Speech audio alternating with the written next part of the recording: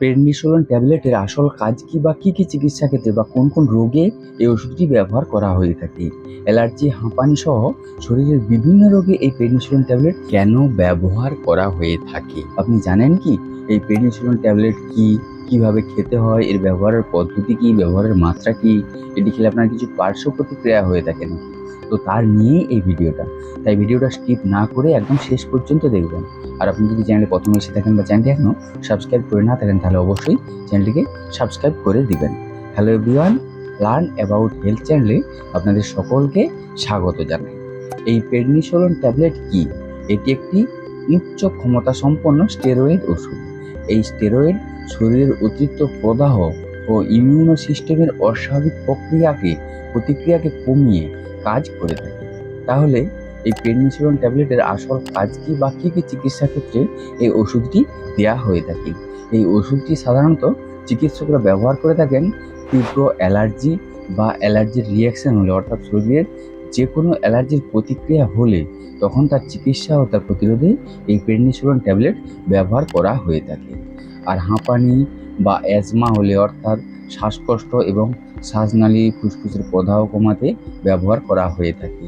আর কিছু কিছু ক্ষেত্রে কিছু বিশেষ ধরনের গুরুতর নিউমোনিয়া, বিশেষ করে যখন রোগীর অক্সিজেনের মাত্রা অনেক কমে যায়, তখন মূল চিকিৎসার পাশাপাশি প্রেডনিসোলোন দেওয়া হয়ে থাকে বা প্রেডনিসোলোন ব্যবহার করা হয়ে থাকে।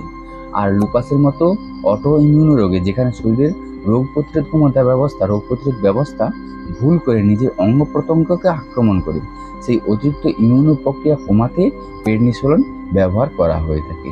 এছাড়াও আরও অনেক রোগ ও বিশেষ পরিস্থিতিতে চিকিৎসকরা স্টেরয়েড ব্যবহার করে থাকেন। এবারেই প্রেডনিসোলোন ট্যাবলেটের ব্যবহারের পদ্ধতি এবং ব্যবহারের মাত্রা কী?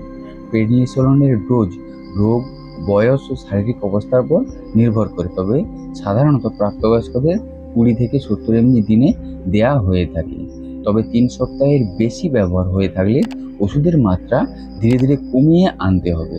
আর মনে রাখবেন, এটি একটি প্রেসক্রিপশন ওষুধ, তাই চিকিৎসকের পরামর্শ ছাড়া কখনোই এই ওষুধ ব্যবহার করবেন না। এবার এই ওষুধের কিছু পার্শ্ব প্রতিক্রিয়া হয়ে থাকে নাকি?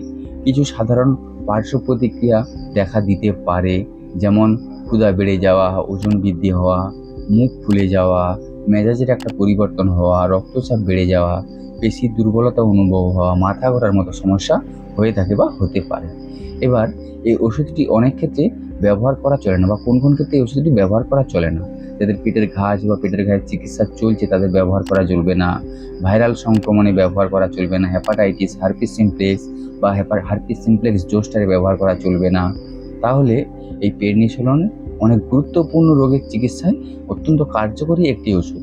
তবে এটি একটি শক্তিশালী স্টেরয়েড হয়, শুধুমাত্র চিকিৎসকের পরামর্শ অনুযায়ী ব্যবহার করা উচিত। তাহলে এই ছিল প্রেডনিসোলোন ট্যাবলেটের বিষয়ে একটা সম্পূর্ণ বিবরণ। এর বাইরেও যদি আপনাদের কোনো প্রশ্ন থেকে থাকে তাহলে অবশ্যই কমেন্ট করে জানাবেন। ভিডিওটি যদি ভালো লেগে থাকে তাহলে সকলের সাথে শেয়ার করে সকলকে দেখার সুযোগ করে দিবেন, লাইক করবেন। আর হ্যাঁ, অবশ্যই চ্যানেলটিকে সাবস্ক্রাইব করে দিবেন এরকম স্বাস্থ্য এবং ওষুধ সম্পর্কে সঠিক ইনফরমেশন পাওয়ার জন্য। আপনারা সকলে বেশ ভালো থাকবেন, সুস্থ থাকবেন। দেখা হচ্ছে পরের ভিডিওতে। ধন্যবাদ।